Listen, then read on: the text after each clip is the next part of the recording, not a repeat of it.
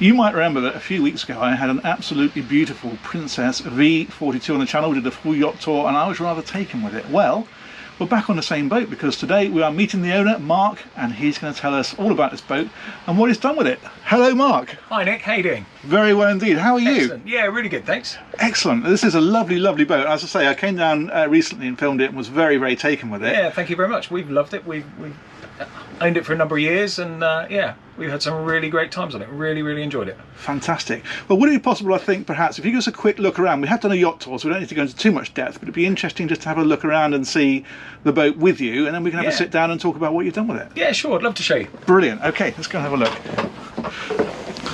So obviously we've got the cockpit area here. That's all fairly self-explanatory. Yeah, so great cockpit area. There's a fridge just behind you. There's a griddle here, which we use a lot. Obviously got the amazing sunroof, which gives a real feeling of wind in the hair. Yeah, it really does turn it into an open... I wasn't going to say anything. No, mine blew off. It does give a proper open boat feel, actually, doesn't it? Yeah, it's lovely. Really lovely. Nav gear, I've updated some of the nav gear. We've got a Raymarine Axiom plotter. I've done the radio this year as well. We use our boat a lot. We're very fortunate. My wife works in education, so she gets some nice long holidays. And I've kind of, I work in the construction industry and also do a bit of property buy to let. So I'm able to kind of do to make sure that I instigate as much time off as possible during the summer, so we kind of live on it really. Brilliant. In the summer. And do you actually live very far away from the boat? No, not. We're kind of an hour and 20 minutes from here. We're down in Somerset, so yeah, it's great. Excellent. And I should probably mention we're down on the River Dart at the minute, down in Devon, so that's kind of, it's a good distance for you actually, because it's far enough away that it's worth going away for a weekend, but not so far you don't bother, isn't it? Yeah, no, you do feel like you're away, but actually, you know, an hour and 20 minutes, if you forget something, it's not the end of the world. Fantastic. Let's go and look at the interior, if we may.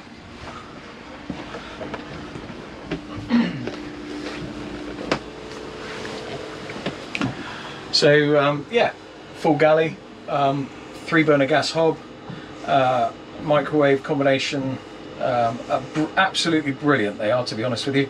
It's a grill, convection oven and a microwave, and it is, yeah, you'd be amazed what comes out of there. Fridge, and then the usual kind of cupboards and stuff.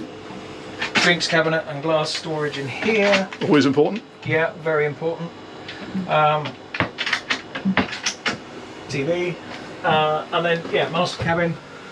It's an unusual boat in the fact that for this size, so it's only 42 foot in length, but actually we've got a garage and 2 bathrooms and 2 cabins, which is amazing what they managed to pack in here. It is. It's a very good package, actually. I think that's what struck me about it when I looked at it, is I couldn't think of another boat that gives you all of that in a sports cruiser. There's lots of Flybridge boats. Well. I mean, I'm you know 5'11" and something, but you know there's headroom everywhere. There's loads of space in it. Yeah. And it's great. Go and have a look in there. Excellent. It's got the separate shower as well, which I always think is a good thing. Yeah.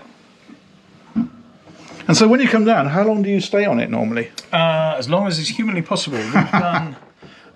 We've done lots and lots of trips on it. We've done France, Channel Islands, Cornwall. Yeah, it's a really good seaboat that does gets used. We're not one of these. You see lots of boats that sit in the marina and actually don't really go anywhere. Yeah.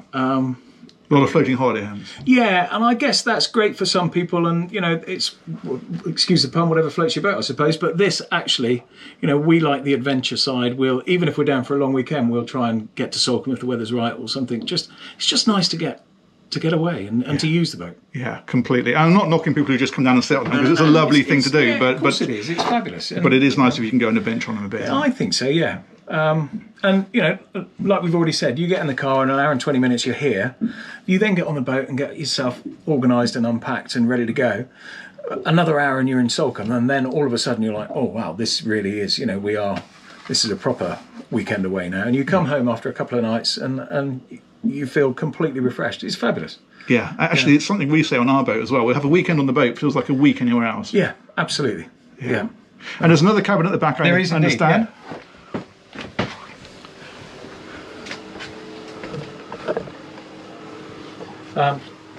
So excuse the fact that the beds aren't made up, but we've got, so this is where the boys sleep. 2 beds do slide together to make a double.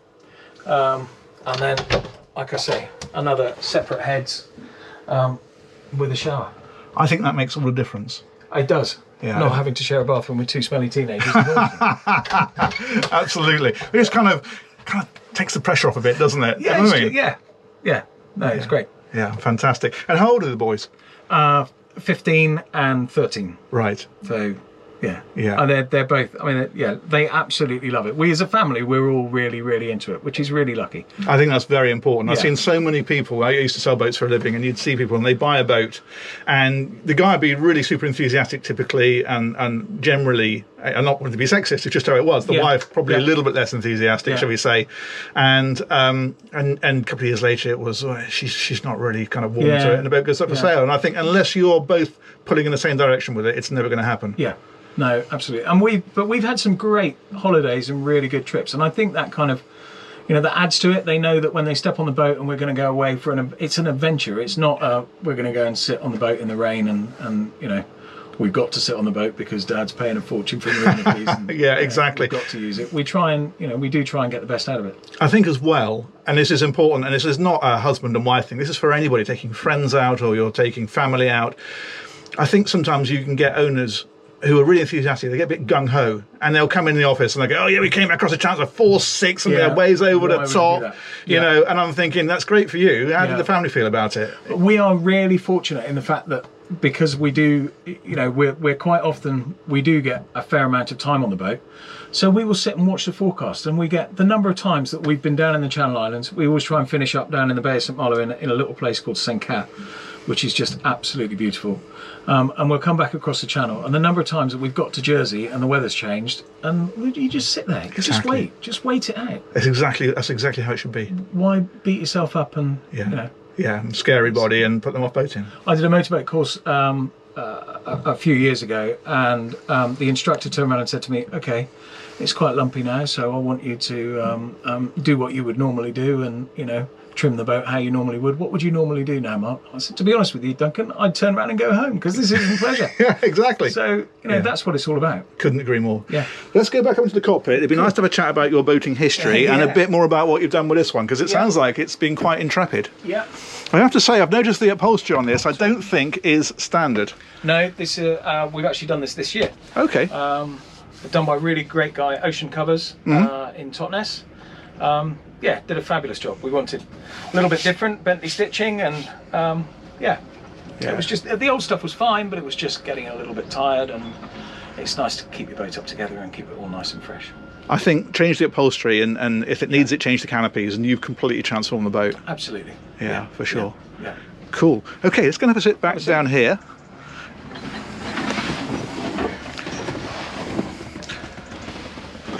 There we go. So let's go right back to the beginning. Okay. Where does it all start for Mark in boating terms? Okay, so my parents had a boat on Darthaven, down in Dartmouth, down here, just down the river. That was a Princess 37, and they bought that when I was 13 years old. We had that in Dartmouth for a couple of years, and then we moved to Torquay when Torquay was literally, I think we probably weren't the first boat in Torquay Marina, but we certainly were amongst them. We then they sold that and bought a Princess 414 because they wanted an aft cabin, which was a great boat. And then sadly my dad died, but my mother was the type of character that she didn't want to give up boating. I was 17 at the time, and she would basically almost put a pin in her chart and say, I'd like to go there for a couple of weeks. And off we'd go. I'd take the Princess, which she then swapped, and she bought a Fairline 41, which was a fabulous seaboat.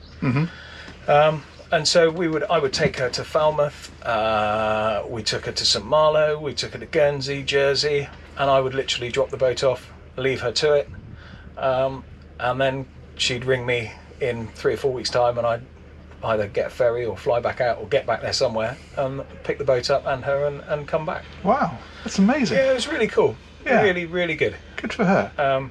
Yeah, she really enjoyed it, and yeah, it was good. Really good. And so, when did you get a boat of your own? So I had speedboats, I suppose, from my late teens, and I've always had a boat. Right. I've always had something, be it a speedboat on a trailer or something in a marina. My wife and I, our first boat together was a Fairline Targa 29. Nice. Yep. That we took that to St Malo, and we did the Channel Islands on that several times, and down to Cornwall, and then we sold that.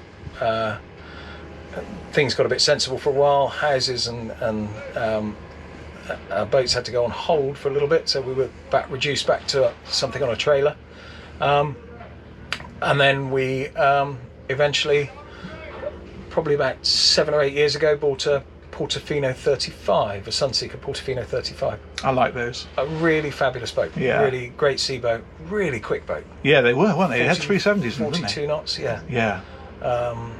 Yeah, great boat. Really good boat. And then this came along. I was looking for, at the time, I was looking for a Fairline Targa 47. Right, okay. And we bought this from boats.co.uk. James Bark rang me and said, got a deal for you? yeah, James, I've got a V42. I said, well, that's not a Targa 47, is it? No, it's not, but you want to come and look at it. So he sent me loads of photos and a video, and yeah, here we are.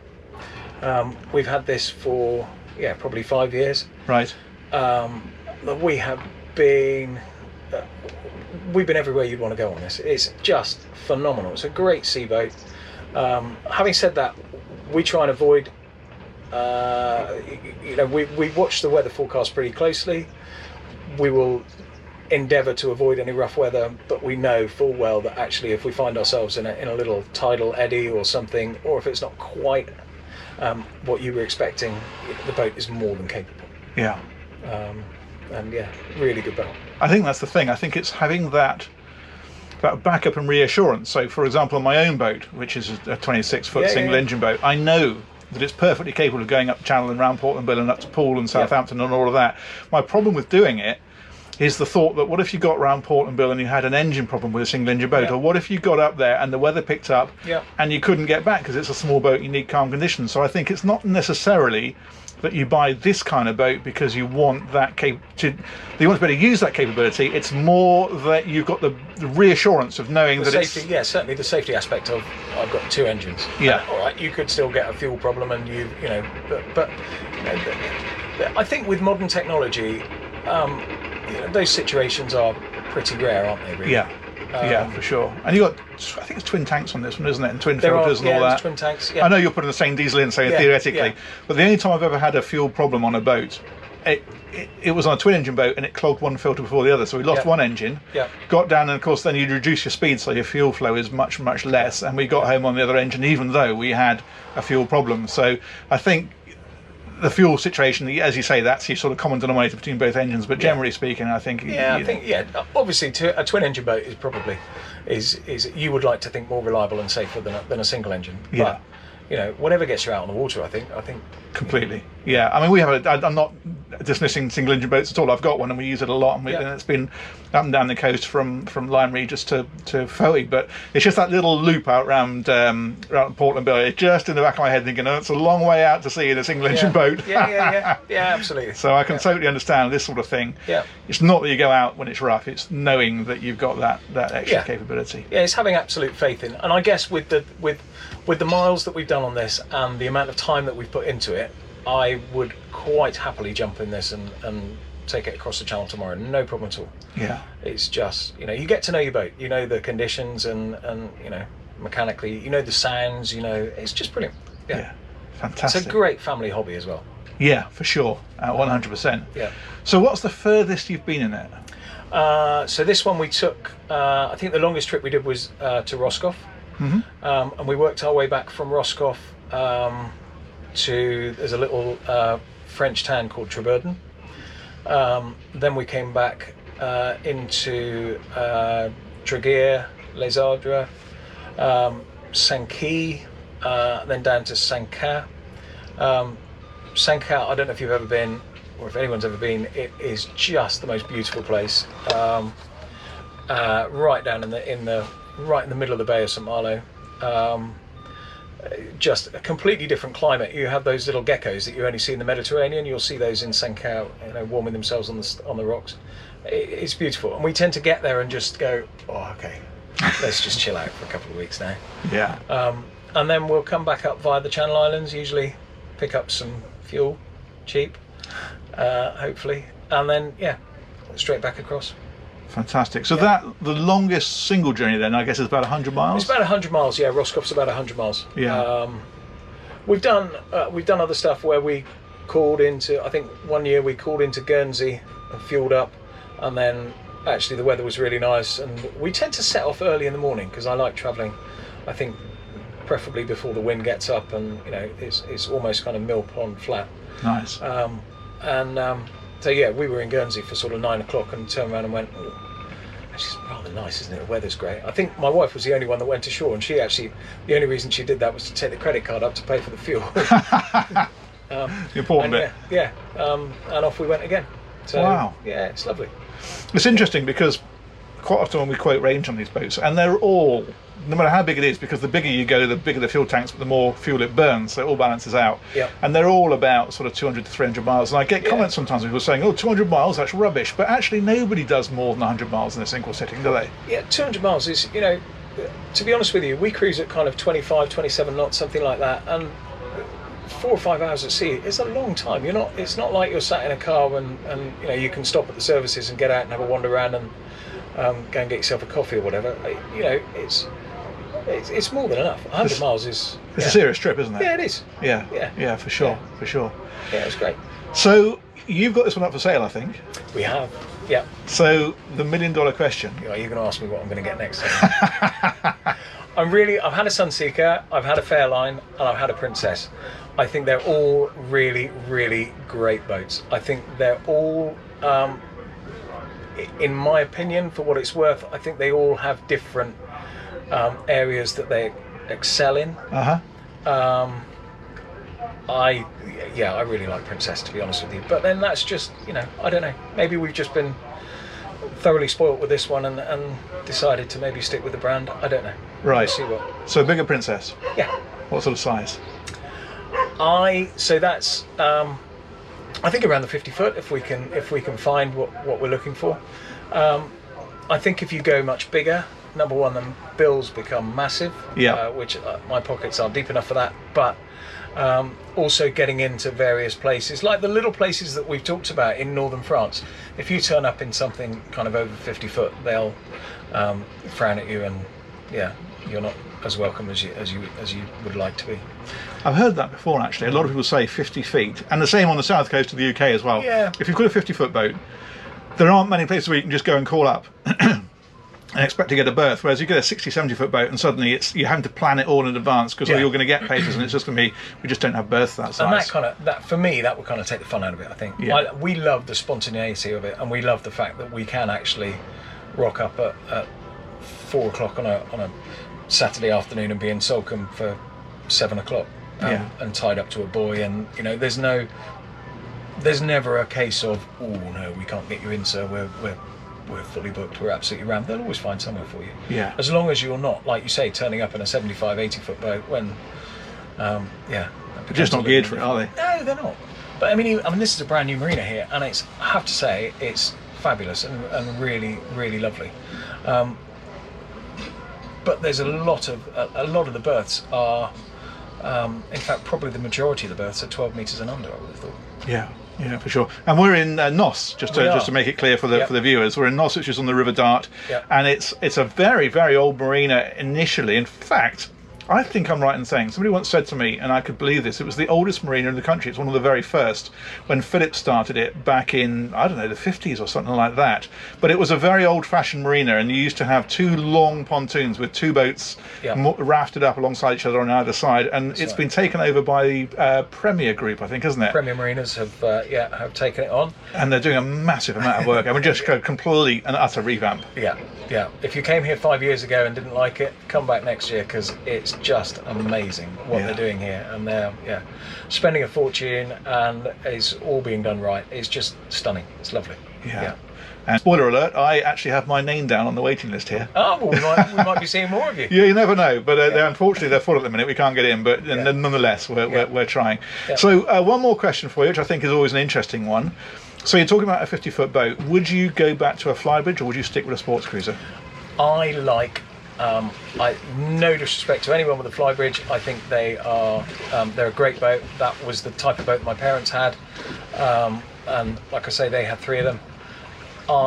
For me, I like a sports boat. I like the feeling of being outside when you're driving your boat, and also we really enjoy the fact that the social area of being outside as well. Also, with 2 kids, getting out of the water in wetsuits, full of salty water, at least out here, I can hose the cockpit off. Whereas if we were on a flybridge and they were walking through a carpeted saloon, there'd be a lot more shouting and screaming. I understand that completely.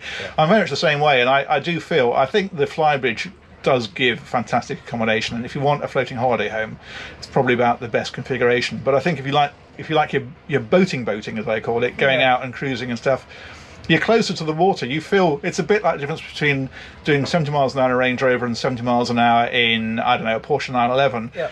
You're not going any quicker, but you feel much more connected. Very much so.